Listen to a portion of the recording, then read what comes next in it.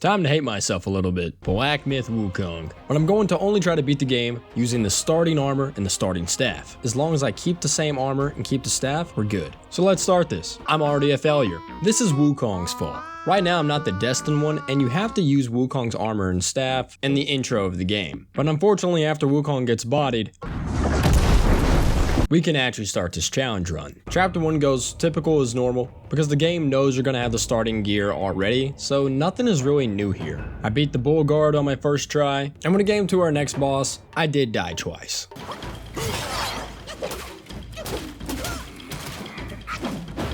You're joking. There we go. And after you defeat this boss, you get a new transformation, which is huge. The next boss that you have to fight looks so intimidating, but he's really not that bad. I didn't have any issues. Besides when he does that move. This is up there for one of my favorite boss fights in the game. Just kind of unfortunate that he's not really too hard to beat. And I used red ties to end up beating this boss. Then I decided to do a little bit of leveling up because I was going to be backtracking to the Wandering White. Sheep. Oh, I don't got the time down for that. This boss can be pretty challenging for your first time fighting him in chapter 1. He definitely gave me the work, but I have that red ties transformation that came in clutch so I can beat Wandering White. And it's kind of sad what ends up happening to this next boss. He ended up doing a little bit of damage to me at the beginning that I thought I was going to die, but I just constantly kept the pressure on him and he could not move. And this is what you want to do against this boss since he's constantly throwing projectiles. He just gets stun locked to death. And we were able to beat him on our first try. Oh, white-clad noble. This boss gave me some trouble. Truly is a menace in my opinion. And even if you beat him, you actually didn't, because he has a second phase. Luckily, he's in chapter 1. The game knows you're not going to have a lot of stuff to beat him, because it feels like you're able to do a good amount of damage to him to actually get through the fight. Next is Black Wind King. He did some Dragon Ball Z moves to beat me the first time, but other than that, I don't find him too difficult other than his wind attack can catch me off guard sometimes. But for the most part, this fight isn't that bad. And like how I did last time, I did end up using red tides to finish this fight. But don't you worry, he came back for vengeance. No! Oh my god. Oh, that was the worst time to heal.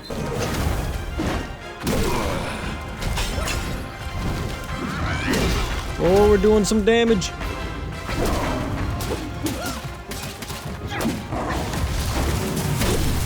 Oh god.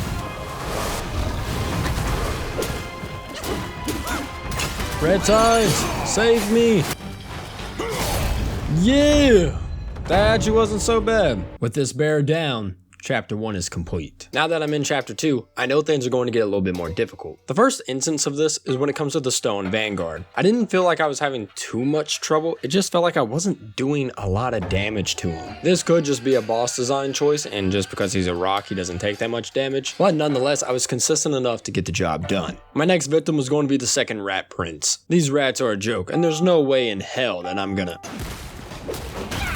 Oh damn, he actually got me. Okay, caught me off guard a little bit, but this boss fight isn't that hard at all. With one good cloud step spell, the second prince goes down. Now we gotta talk about the first prince, who I kinda think is actually easier than the second one. And before I knew it, this boss was already defeated. But this other boss is different. Tiger Vanguard feels like a wake-up call for chapter 2. He's a challenging but fun and fair fight. He very well could be an A-tier boss for me in this game. Damn! Punch shit out of me.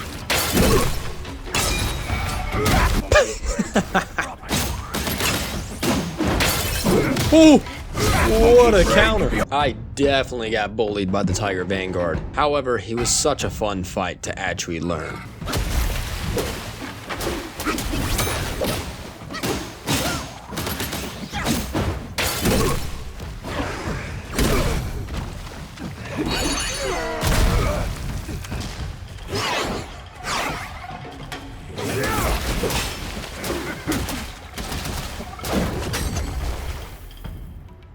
The way that he just looked at him.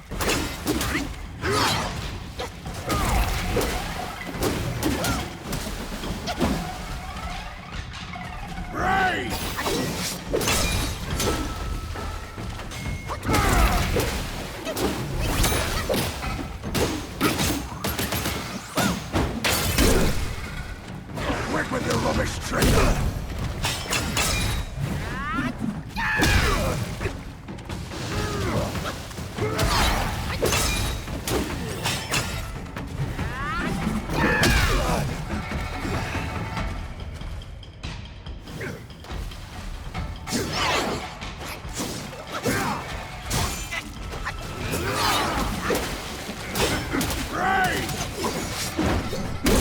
Oh, that's a clean finish right there. Tiger Vanguard is one of my favorite fights in this game. Wonder and White's in this category too, but Tiger Vanguard really does feel like a get good kind of boss, and I love that. I wish I had the same amount of respect as the final boss that you fight in this chapter. And I don't know if I'm the only one, but I do feel like the final chapter bosses in this game kind of have like a level of bullshit to them to kind of make up for them being more difficult. Could just be me, but that's just how I feel. And with this boss, the reason why I feel that way is because he summons sand tornadoes to obstruct your vision, and he can stand at the sand tornado, and it just makes the fight a little bit annoying rather than hard in my opinion. So I went to go do the side quest, which means I have more bosses to fight, which aren't very difficult to do. And after beating this big beetle, I get the Wind Tamer, which can counter the Yellow Wind Say Sand Tornadoes, which I just think is bullshit. Now that I had the Wind Tamer, I just bully this man until everything is over, and I do finish it off with, you know, Red Tides. I finally made it to chapter 3. This chapter introduces you to this boss right here that you're going to be chasing down for a minute. He did end up giving me with this nice sneak attack, so I made sure he had to pay for that. After kinda beating this boss, we're able to keep going forward to a dragon.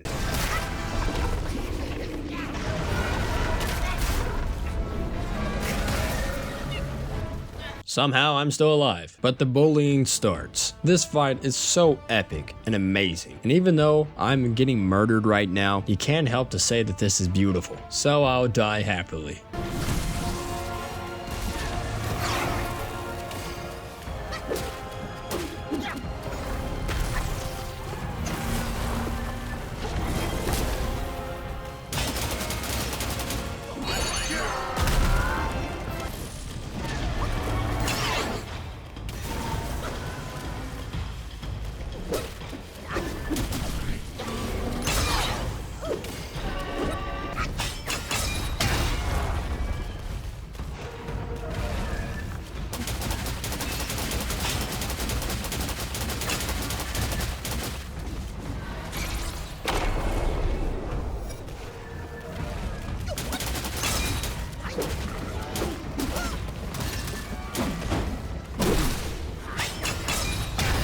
That looks so cool. Unfortunately, I won't be going to a cool place right after. The pagoda is one of the worst places in chapter 3. You really just have to run through all the suffering. Then you find this. Oh my god! How? I am not a fan of Captain Y's voice. This is definitely one of the times where I feel like the staff was not doing any damage to help me. However, this may just be how the boss is made. And without pissing on the parade too much, there's a lot of things about this boss that I do not like. But that could be for a whole nother video. It took me a while to beat Captain Y's voice, and it was the first time that I was just actually angry. But guess what? I beat him with Red Tides again. A boss that I don't even know if I was happy after I beat him, but happy that it was over. Oh, that one guy is back. There's not really too much to say. It's basically the same fight, and I beat him again, and then he ditches me again. But that cannot be said for this chick. It might look like I'm putting in some work right now, but I can assure you this Raiden lady was the one doing the work. And the fact that she has Shock Bane makes everything worse, because Shock in this game is deadly. Because once you do have it, the bosses do more damage. What was that? My strategy for Raiden Lady was to use mobile spin to build up focus and pillar stance so I can catch up to her. This was a solid enough plan to work, and I was actually able to beat her. My next mission is to take down Non-White, an interesting boss for sure that actually has a posture bar, and he leaves halfway through the match. But you find him again shortly after. With the use of Red Tides and mobile spin, we didn't struggle too much. And the cool thing about this fight is I think it had an epic finish. After making some more progress in chapter 3, I decided to do a side quest. This side quest does require you to beat a boss, and upon defeating him, you get a new spell called Spellbinder, which will take away all my spells, but I will do more damage, which I think is the biggest counterplay to not having any armor or better staff. Now let's talk about the next victim. I'm not gonna lie, this just felt like I bullied this boss. Look at him, just falling over. I don't even know if I would call this a boss fight. I think this was just me being mean to some unknown creature. I took some spare time to go ahead and try to fight the Yin Tiger, because he'll give you an extra slot for your curios so you can help your build get better.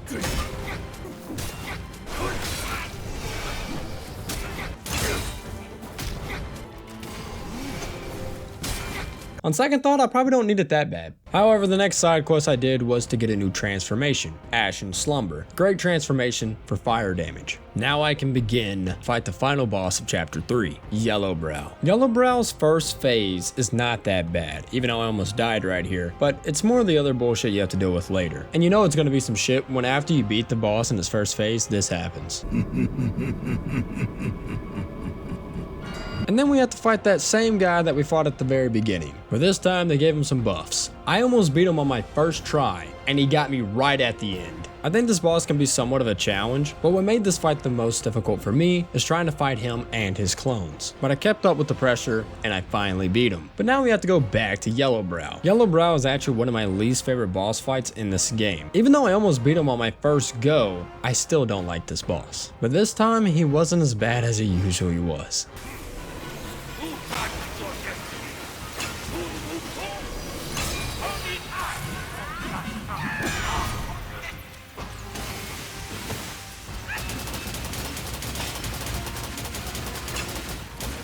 Wait for my stamina.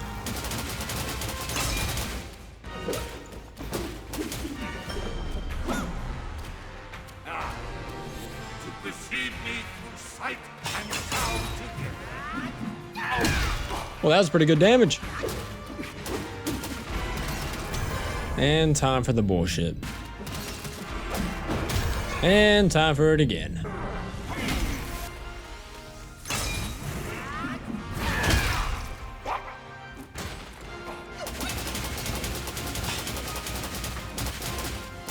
How am I missing?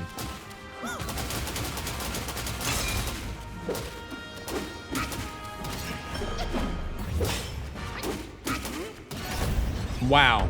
I can't believe how easy that was. I'm happy this fight went well, because typically it's just super annoying to get through, and now I can start chapter 4, which means we gotta fight some spiders. Which, as scary as that might be, the secondhand sister is nothing to be afraid of. And the same thing can be said for the centipede guy. And the bug bosses seem like they're weak to fire, which is great because I have Ashen Slumber, and that's all he does. I was doing decent damage with the starting staff, just with the combination of Spellbinder and the fire. Just look at the damage I was able to do to the right Buddha's hand. Spellbinder is just goated. And now we can talk about Bajie, and I feel bad. I just bullied this man.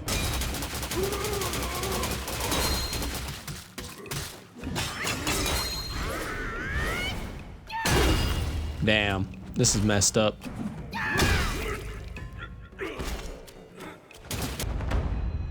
It's okay though, Bajie comes back. And he's a little bit bigger than before, but I'm still doing good damage and bullying my friend. Things did get a little bit rough in the second phase, but having the combination of mobile spin so I can build up focus, and I have Spellbinder with the smash stance, it's just absolutely crazy how much damage I'm able to do. I will admit, it did get close with this fight, but I was able to do enough damage to pull it off. And poor Bajie, we have to save him. For this spider boss fight, it's a little bit more difficult. This one has poison, and these web attacks that actually do damage and keep you in place. Needless to say, it was not going so good for me. Oh, I'm stuck. What do I do?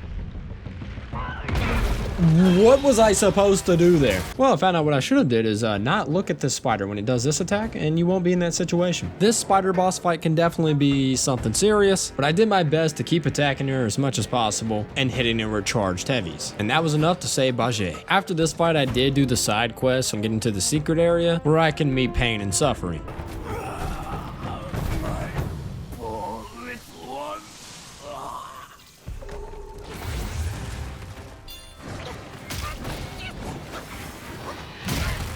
Yeah, this didn't go so well. Also, you probably noticed I'm level 151. I will say that I did end up using a mod so I can give myself more XP, because I could sit there and farm for hours to get XP, or I could use a mod to give myself more XP, so that's why I'm level 150. But it really didn't matter too much because I was still suffering. I did get the Weaver's Needle though, so I should be good, right? Instead of making new holes in the walls from 100 Idalis, I decided to go test my luck on Yin Tiger.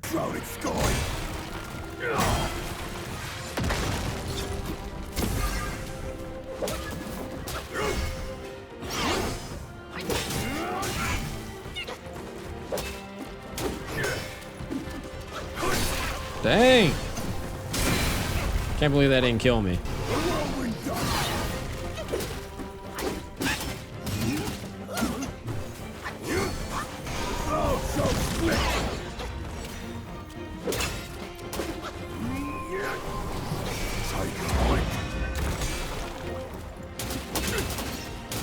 I'm down with might.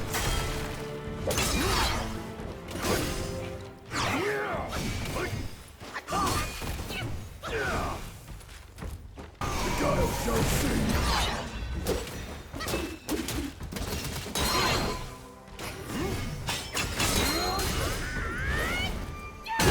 Dang, the damage! Now that I actually did that, I can get a new curio slot for my build. And now I should be ready for 100-eyed Dallas.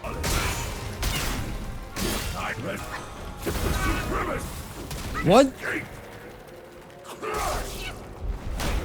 How do you react to that? The 100-eyed Dallas boss fight was pretty brutal, I'm not gonna lie. I actually had to get rid of Spellbinder so that I can use the Weaver-Eyes Needle. And I feel like you can really tell that I'm not doing that much damage now without Spellbinder. But it's the risk that I took so I can actually use my Vessel, and this way he doesn't take half my stamina. And I think without it, I don't know if I would have beat him.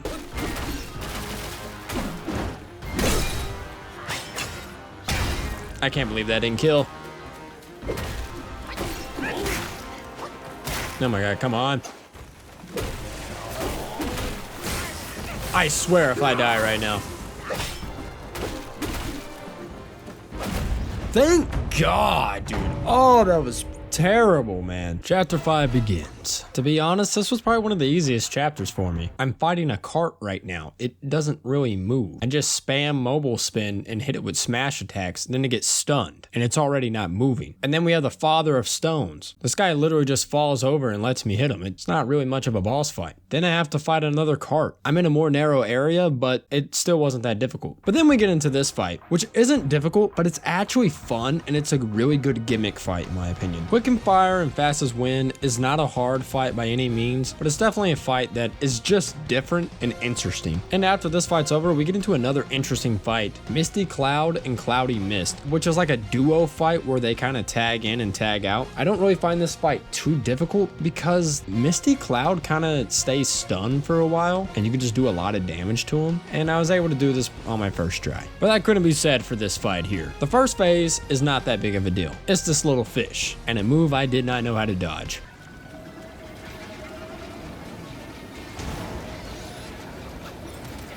Oh my god. Dude!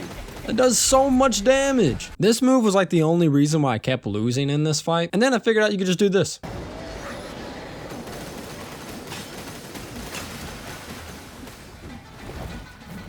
You just do that move.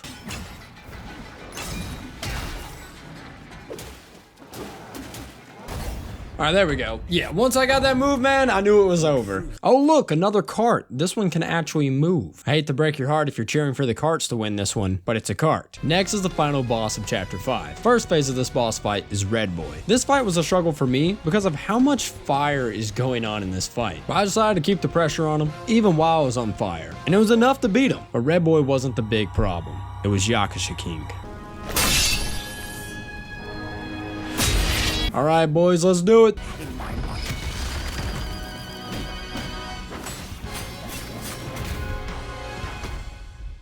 Pathetic.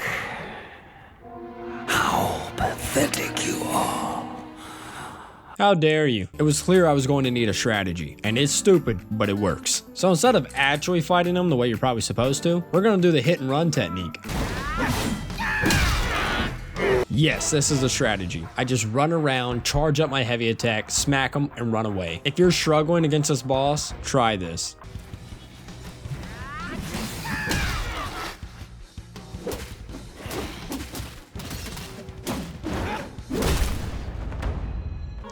Time for Chapter 6. And it starts off with a crazy ass boss. To start things off, the Supreme Inspector already has Shock Bane and Fire Bane. So something that does damage over time and something that makes you take more damage. And it just seems like his combos do not stop. To actually fight this boss, I felt like I was at a disadvantage when using Spellbinder. His wings can also turn gold, which will stop you from hitting him. He's pretty brutal. I had to change up my build so I had a chance of beating him. This boss is a straight up menace and literally made me want to quit doing this challenge.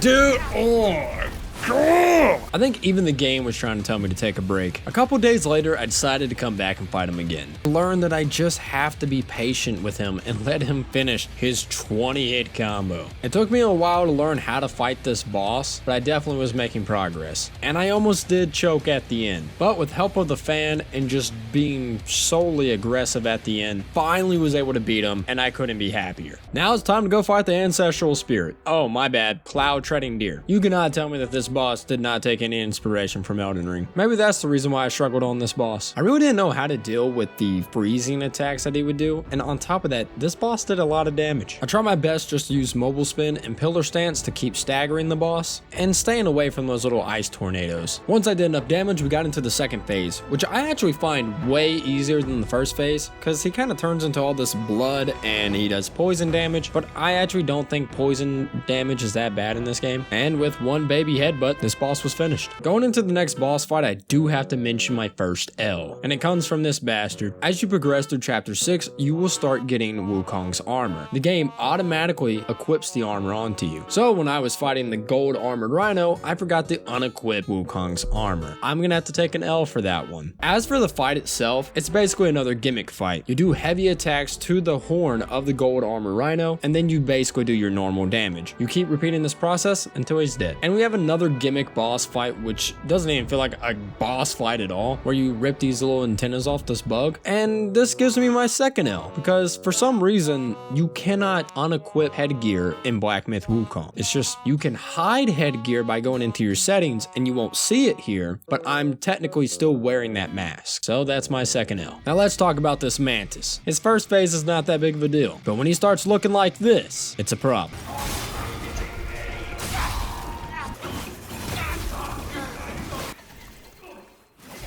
Oh, I wasn't even paying attention. Oh, we're getting him now.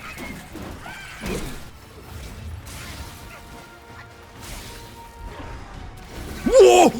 Why didn't he hit the clone? Oh, that is just straight up bullshit. This fight is brutal for kind of the same reason for Supreme Inspector, where he just never stops hitting you, it feels like. But what's worse is the amount of damage this mantis does. Yet again, another boss where I almost just quit because the amount of damage he was doing was unreal, it felt like. I later found out this may have just been a me problem for not having all the medicine pills and everything like that, but I can definitely say I was so happy when this fight was over. Now I'm making the home stretch to the final boss. I'm pretty sure you guys know who it is. Wukong himself. I don't feel like I have to say that I got destroyed in this fight. The Stone Monkey is the first phase of the Wukong fight, and it's actually not that bad at the beginning, and then we go into the second phase, where it gets a little crazy. He starts throwing rocks at you, then he'll clone himself, and now he has ice and fire, but it still didn't feel unfair, and it felt like I could still do it. But Stone Monkey wasn't the real problem. It's the man himself. This was by far one of the hardest fights in the game,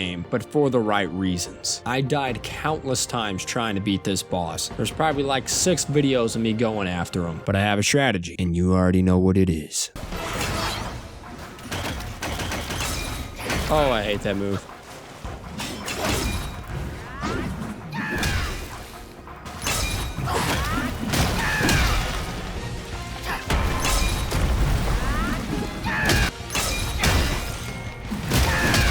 Me all these.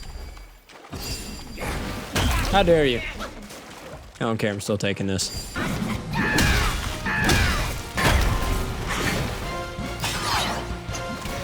Alright, good, the clone got him.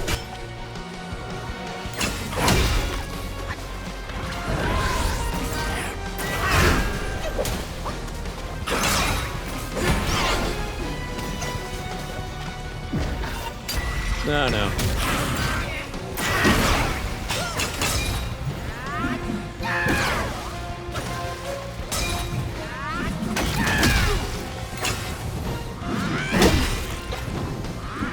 And I missed.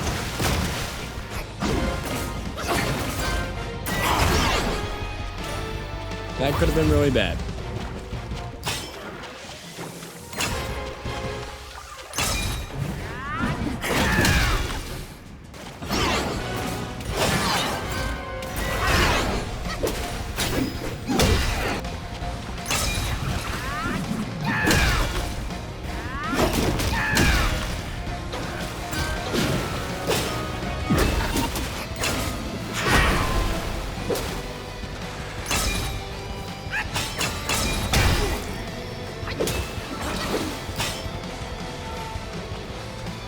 Yeah, stay out there.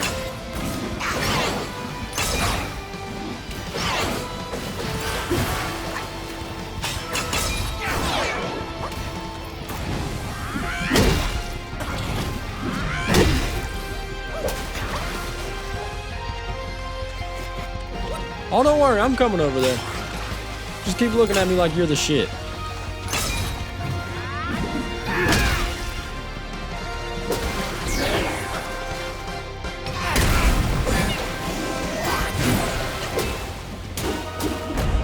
Yeah! That's what I'm talking about! It was finally over, and I beat Black Myth Wukong with the starting gear. Kinda. But I hope you guys enjoyed this video, and I'll see you later.